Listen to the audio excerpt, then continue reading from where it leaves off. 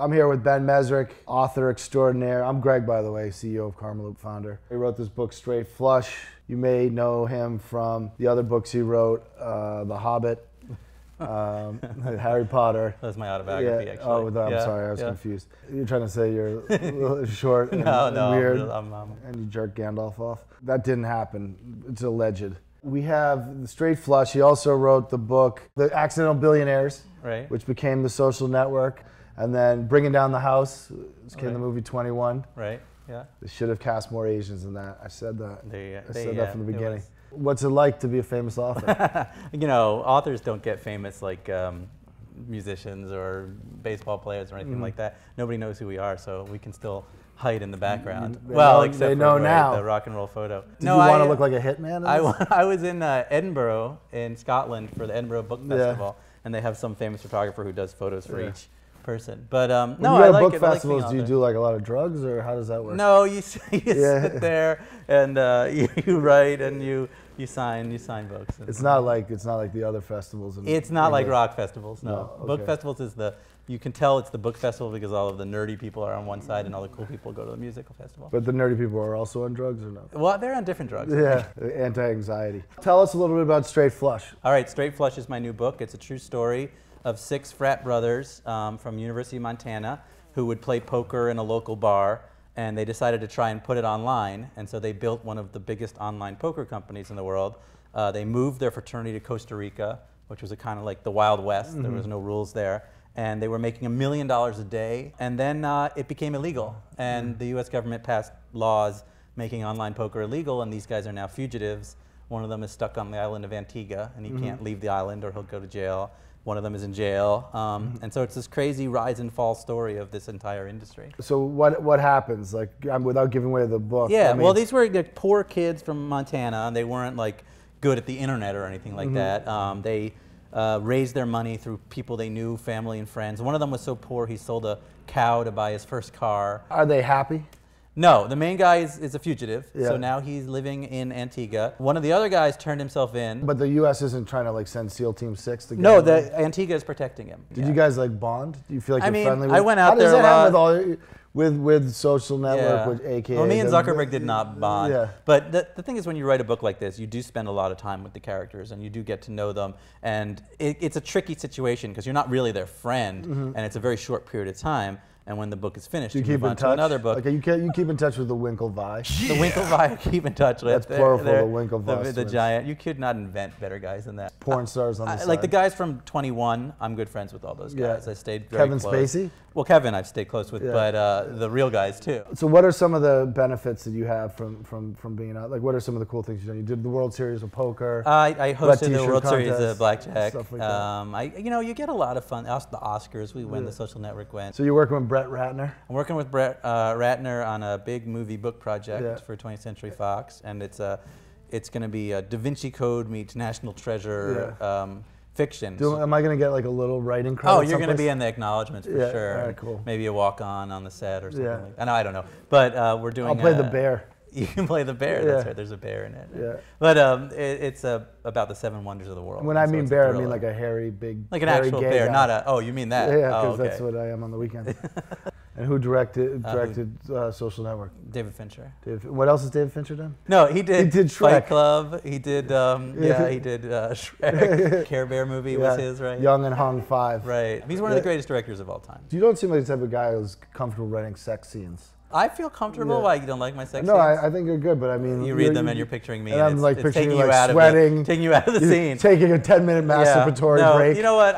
There's always a little bit of sex in my books. I don't go overboard. It's not like Game of Thrones. I will There's say, no incest yet. There have been a number of critics who have mentioned the fact that there are a lot of breasts in my books. What type of controversy have you experienced? Well, the main one is I write narrative nonfiction, so a lot of people feel that my books trend a little bit too close to fiction. I think I follow in that trend of the Hunter S. Thompson, you know, you're kind of like Gonzo kind of. journals. Yeah, I feel that way, and I feel it's a very valid form of nonfiction. But there are others. You should become an alcoholic, like. Well, I like to be Hunter S. Thompson without the drugs and alcohol and the guns. I think he's, you know, he's my idol in terms of everything but the suicide. So what about Zuckerberg? You guys aren't. Zuckerberg and I, you know, we had our differences, but in the end, the movie ended up being a very good thing. Did he take down your Facebook page? He did not. I kept expecting Did he post like nude photos of here's me at the family reunion? Right. We had a very interesting back and forth because Facebook was not happy I was writing the book because they couldn't control what I was going to write, and Eduardo was talking. But it wound up being good for them. Ended up being a movie that made Mark look cool. Yeah, I think Mark looks cooler than he is in real life. And so I think a lot of people watched the movie, and he's kind of an anti-hero, and a lot of people wanted to be Mark Zuckerberg. And before that movie, nobody wanted to be Mark Zuckerberg. So I think wanted to be Sean Parker. Right. JT made Sean Parker look. I thought Timberlake was awesome. I thought he was awesome in that movie. Very good. I think that was his best role he's done. And how about his role in NSYNC? Yeah. He nailed that one. What made you want to be an author? I want to be an author since I was 12. What do you have as a message to the kids out there who can't read? Who can't read? I think they should learn to read. I think reading is important. But you know what? I was obsessed with television. That's a big, that's a big untapped demographic for books. The unread, the non-readers. The illiterate. Yeah, that's true. Books well, I think my books are a good starting place for the illiterate because there's lots of big words. But seriously, for kids who want to be authors, that's kind of like. I think the key is to read a lot, obviously, but then to figure out what you like. What makes a good author a good author? Sitting in a room by yourself for many, many months at a time. It's like, it's a very kind of lonely lifestyle when you're writing, and you have to be really intense about it, and you have to decide real early on, this is what I want to do, and then you have to figure out what you can write that other people want to read. I graduated from college, and I wrote 9 novels, and I couldn't sell any of them. I got 190 rejection slips. Like, it took me about a couple of years of just writing, so writing. You got to get up there and rejection. It's all about rejection. What was the first sort of big success you had? Well, my career went weird because I was young. I was like 24, and I sold a book, and then I sold all these books, and I sold a TV movie, and I wrote for the X-Files, and I ended up $2 million in debt at the age of 26. How that, poker? No, I would get these big contracts, but then my books would all fail, and I would spend all the money without paying taxes. It wasn't until I wrote Bringing Down the House that I was... Are you going to write an autobiography? Succeeded. I don't know. Maybe what would you someday. entitle your autobiography? I don't know. My point is that it's gone. Do the face. Just come on.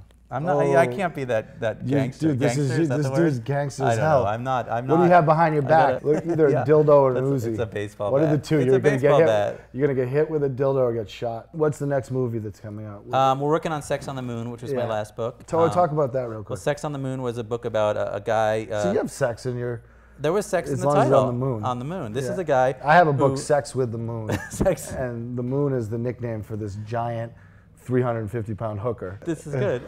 Maybe that'll be my next book. No, Sex on the Moon was a true story about a kid who decided he wanted to be an astronaut. He came from a bad background, was kicked out of his home for having premarital sex. He was a fundamentalist Mormon. Who was it? And so he learned 5 languages and learned science and learned how to do all these incredible things. Got into the astronaut training program at NASA. He was at the Johnson Space Center. Then he fell in love with a 19-year-old intern, and to impress her, he broke into a lab and stole a 600-pound safe full of moon rocks from every moon landing in history.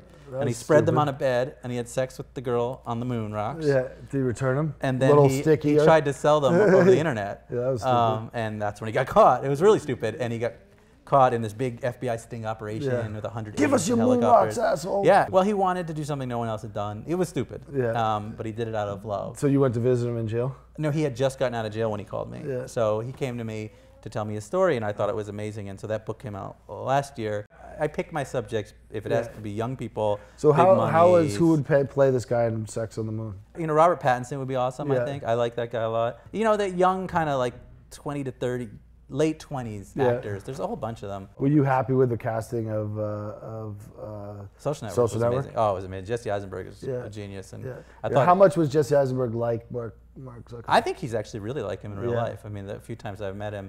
And I was on set, and I felt like he's a very neurotic individual. He actually sounded better than Mark Zuckerberg. Yeah, but he trained himself to be more and more like Mark. I feel like it was a really good portrayal. I thought it was awesome. I thought Timberlake was great. I thought the Winklevoss, Armie Hammer, playing both Winklevoss was amazing. I didn't even know there was a CGI, a face on another body.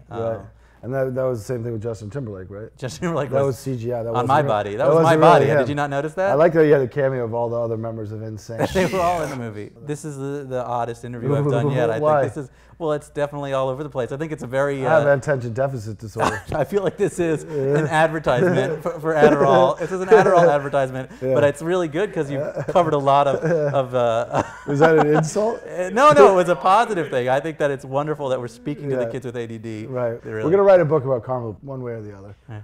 But my autobiography would be the $10 cigarette, because I buy a pack of cigarettes, smoke one, and then I throw the rest out. Like, I quit.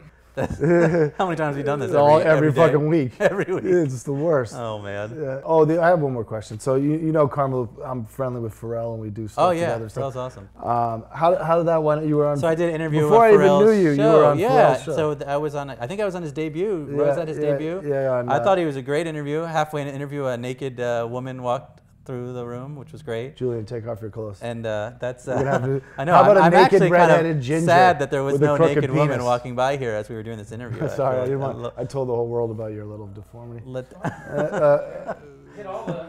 the weird spots. Yeah. All right. Anyways, Ben Mezrich, Straight Flush, awesome book, great guy. If you ever want to ask Ben any questions, you just tweet at me. What's your Twitter handle? It's just Ben Mezrich. At Ben Mezrich. Yeah. Hit him up. He'll write a book about you. He loves when people send him ideas, because almost everyone who gets an idea to him, he writes a book about it. I do. I try to. Yeah, but, so listen up. Send it over. Well, thank you, Greg. I'm a big fan of yours as well, so this is awesome. Appreciate it. Yep.